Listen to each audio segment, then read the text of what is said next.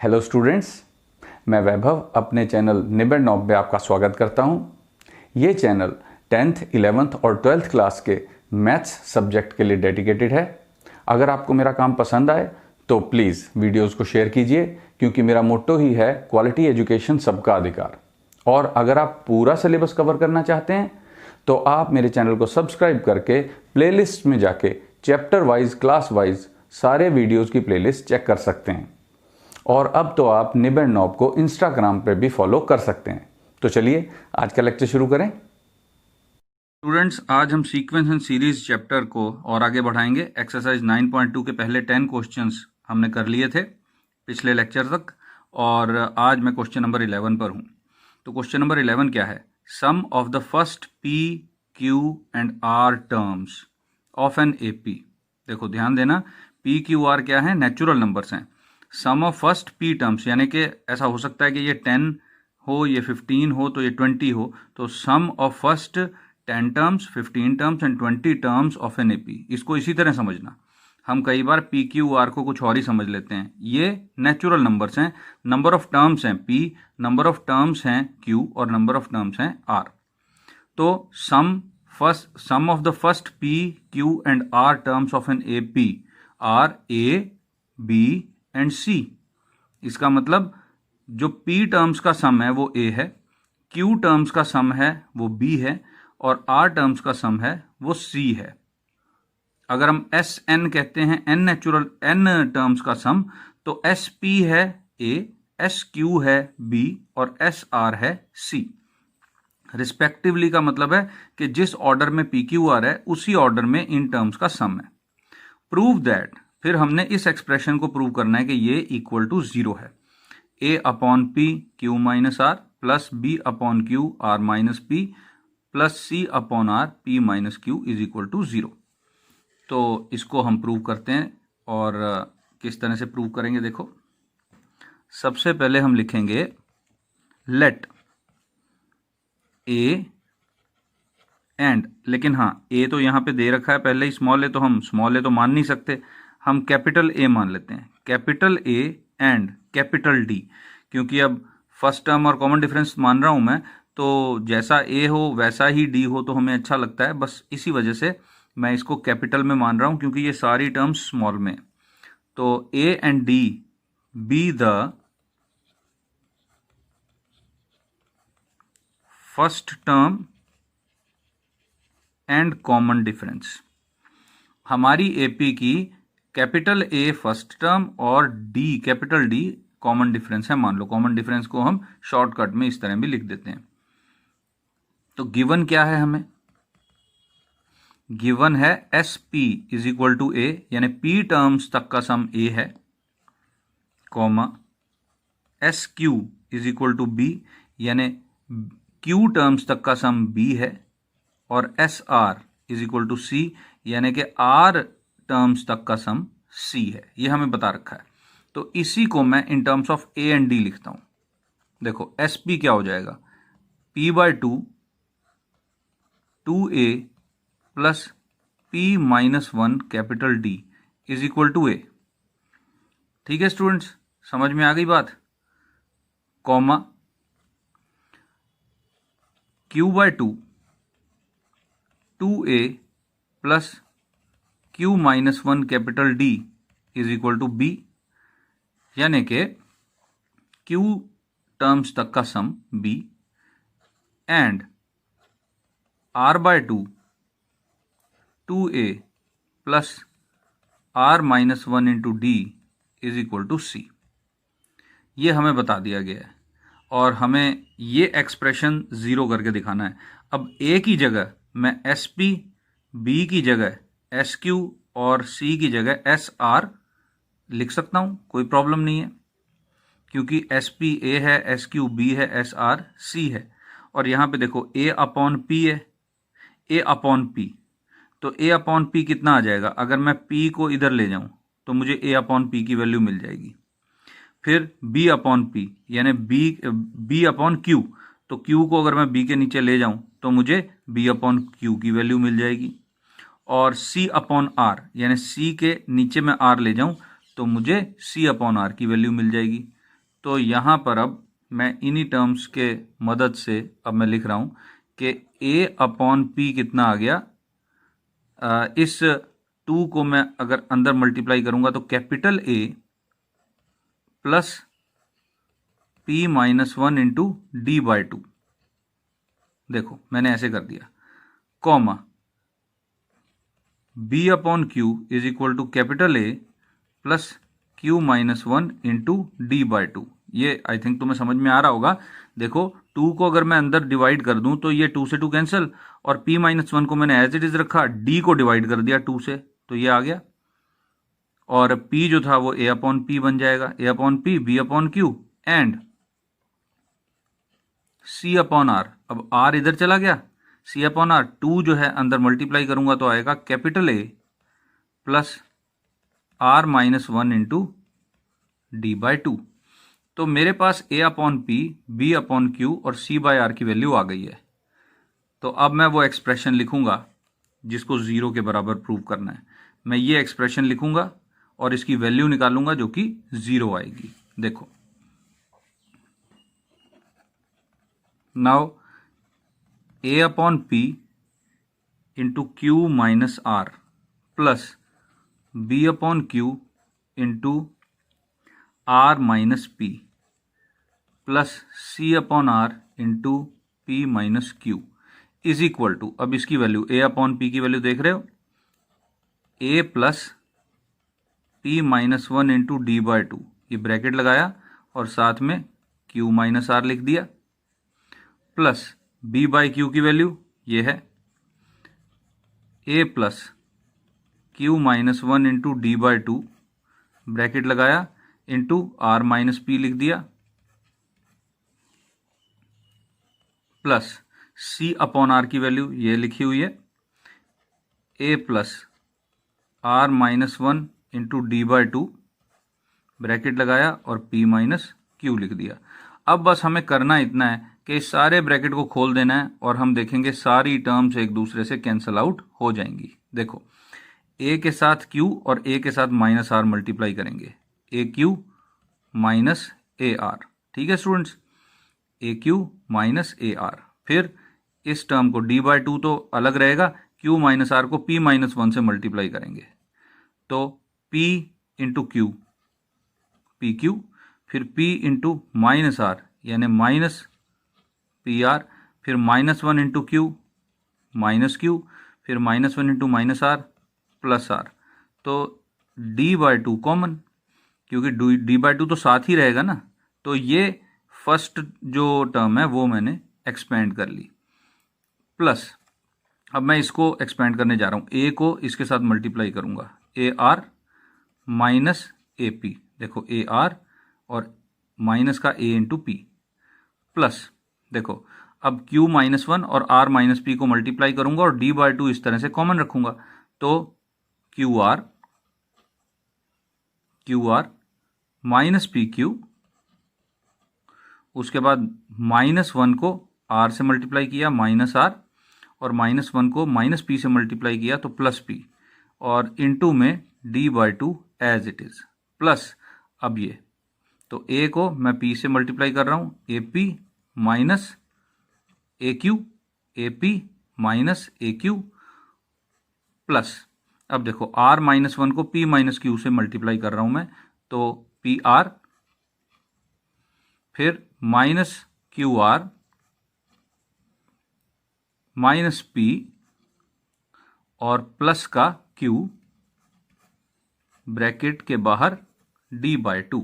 तो एक चीज देखो, अब AQ प्लस का और AQ माइनस का कैंसल, AR माइनस का AR प्लस का कैंसल, AP प्लस का AP माइनस का कैंसल। तो कैपिटल A की सारी टर्म्स कैंसिल हो गई, रह कौन सी टर्म गई, सिर्फ D by 2 D by 2 D by 2। तो डी बाई 2 हम कॉमन ले लेते हैं इन तीनों टर्म्स में से, और जो रह गया वो ब्रैकेट के अंदर वाला वो लिखते हैं, PQ minus PR minus Q plus R, ये था पहला ब्रैकेट, प्लस डी बाई 2 हम लास्ट में लिखेंगे कॉमन लेके। अब ये टर्म्स लिख रहा हूं मैं, QR minus PQ minus R plus P, ये दूसरा, अब तीसरा, plus P R minus Q R minus P plus Q, इन सभी में कॉमन d/2। तो देखो अब एक एक करके सारे कैंसिल हो जाएंगे, पी क्यू प्लस का पी क्यू माइनस का, फिर ये पी आर माइनस का है तो पी आर प्लस का, फिर माइनस क्यू और प्लस क्यू, फिर प्लस आर और माइनस आर, फिर क्यू आर प्लस का और क्यू आर माइनस का, फिर P प्लस का और P माइनस का। देखो सारे कैंसिल हो गए, और किस तरह कैंसिल किए तुम्हारे सामने।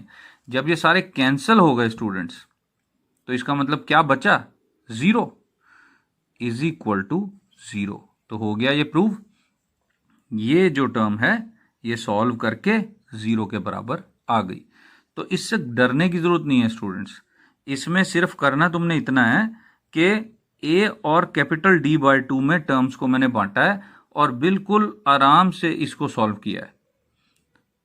d/2 को कॉमन रखा है, बस ये मैंने ध्यान रखा है कि ए वाली टर्म में को तो हमने लिखना ही था अलग अलग इस तरह से, लेकिन d/2 जो है वो हमने p minus Q into Q minus R किया, लेकिन d/2 को बाहर रखा। मैंने ऐसे नहीं किया कि p into d/2 minus d/2 फिर p इंटू क्यू d/2। उसमें अगर मैं उस तरह करता तो भी मुझे बाद में d/2 कॉमन लेना ही पड़ता और उसमें कन्फ्यूजन बहुत बढ़ जाती। तो हमने वो रास्ता अपनाया जिसमें कि कन्फ्यूजन हमारी बढ़ी नहीं बल्कि सॉल्व हो गई। सिर्फ दो ही स्टेप हैं, एक ये स्टेप है एक ये स्टेप है, इसमें तो सारी कैंसिल हो गई। तो हिम्मत करना, इसको कर लेना, एक बड़ा इंटरेस्टिंग क्वेश्चन है ये। और हमने इस तरह से पहले देखो, एक बार फिर देख लो क्वेश्चन को।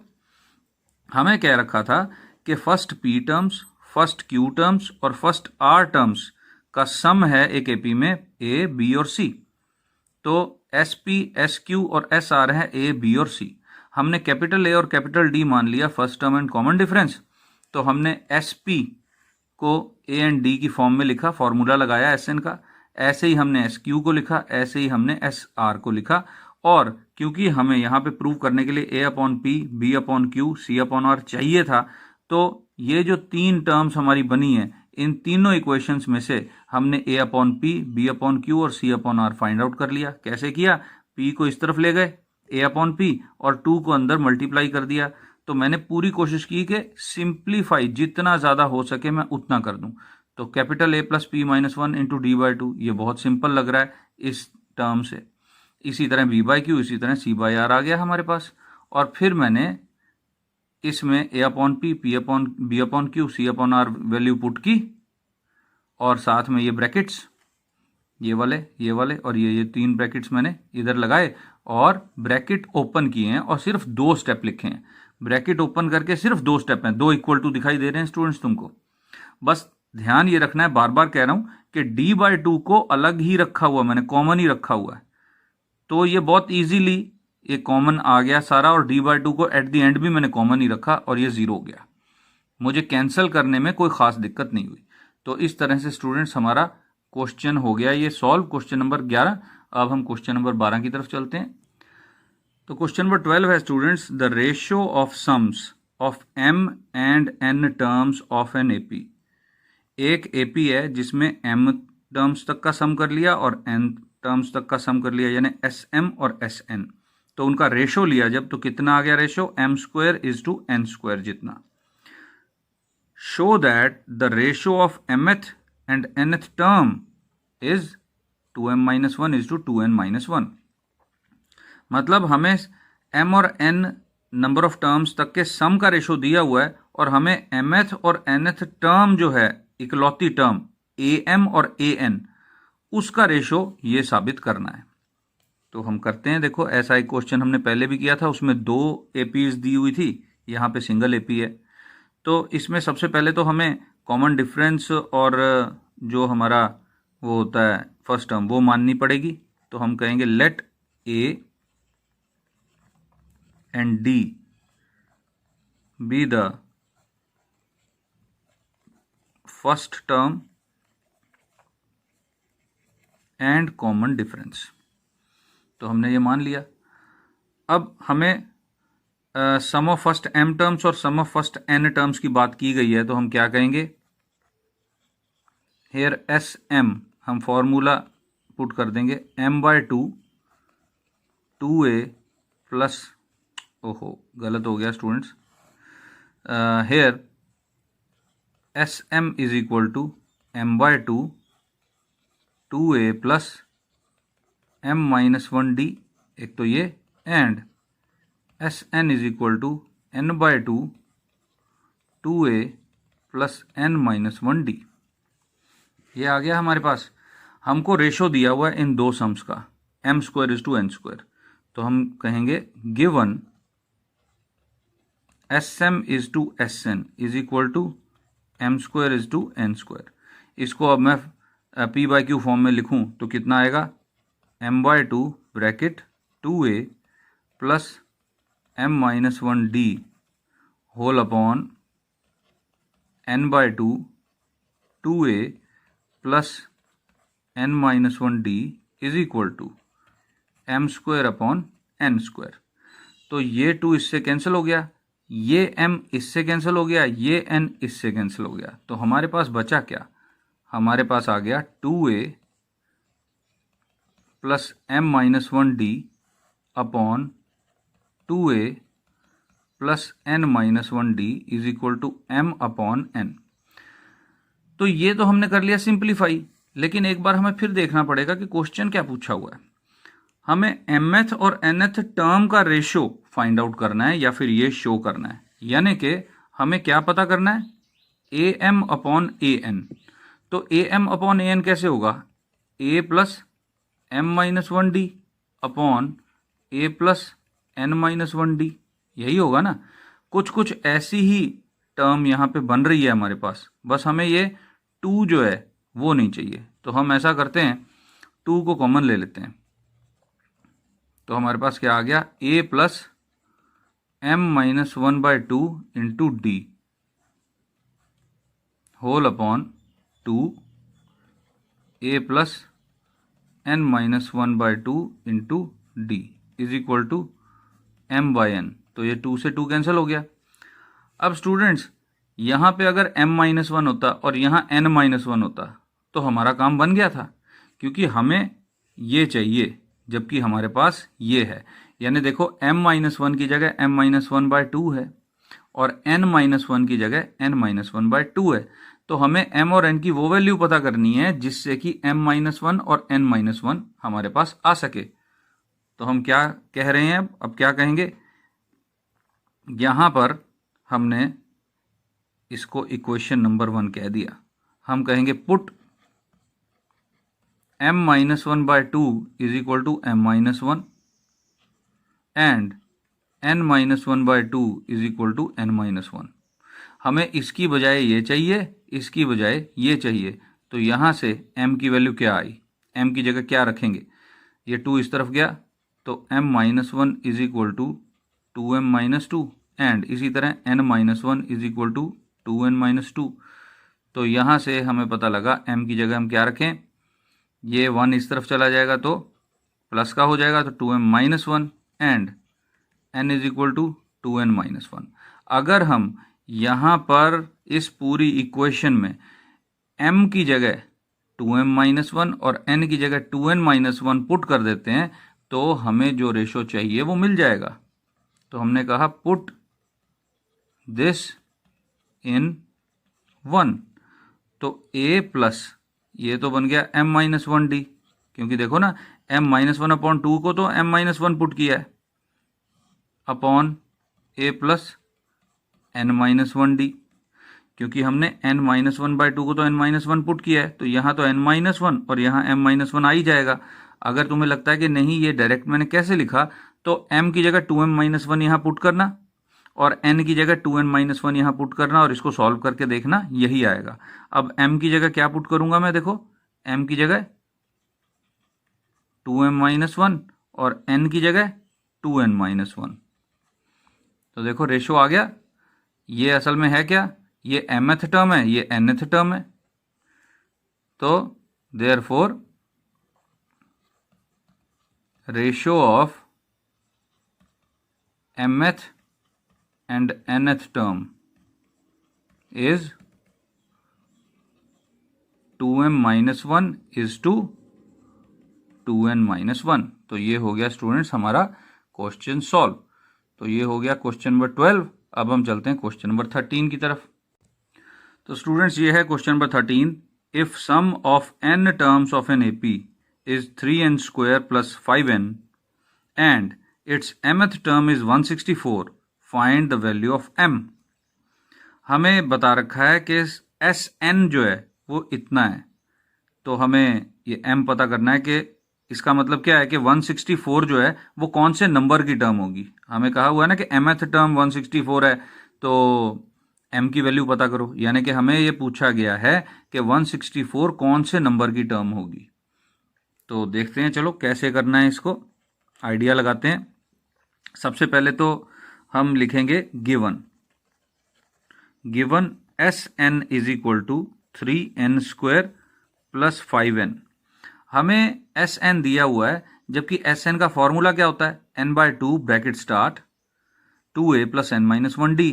हमने यहाँ पर उसी तरह का कुछ बना के दिखाना है। तो उसके लिए सबसे पहले तो n कॉमन लेना पड़ता है। तो आ गया हमारे पास 3n plus 5।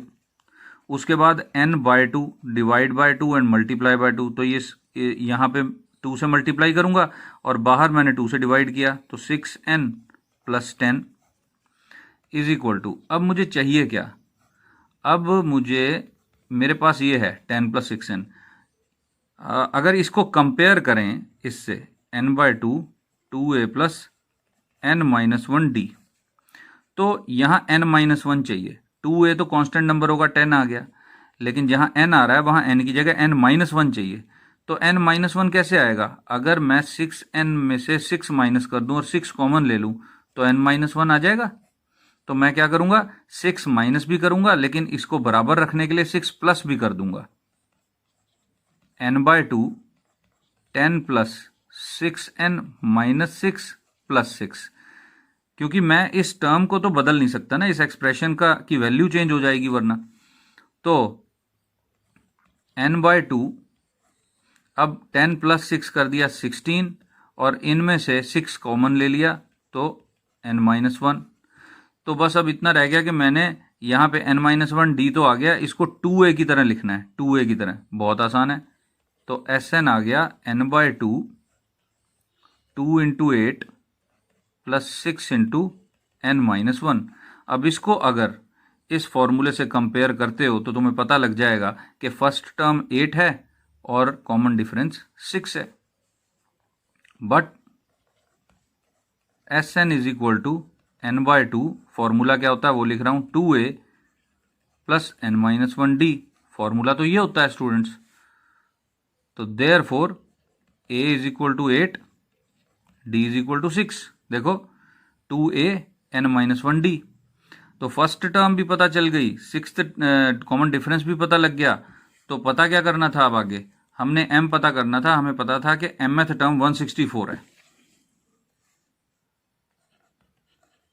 Also am is equal to 164, mth term हमें दी हुई है। तो a plus m minus 1d, यही फॉर्मूला होता है mth टर्म का। तो वैल्यू पुट कर देते हैं इसमें। a कितना आ जाएगा, 8 plus 6 into m minus 1 is equal to 164।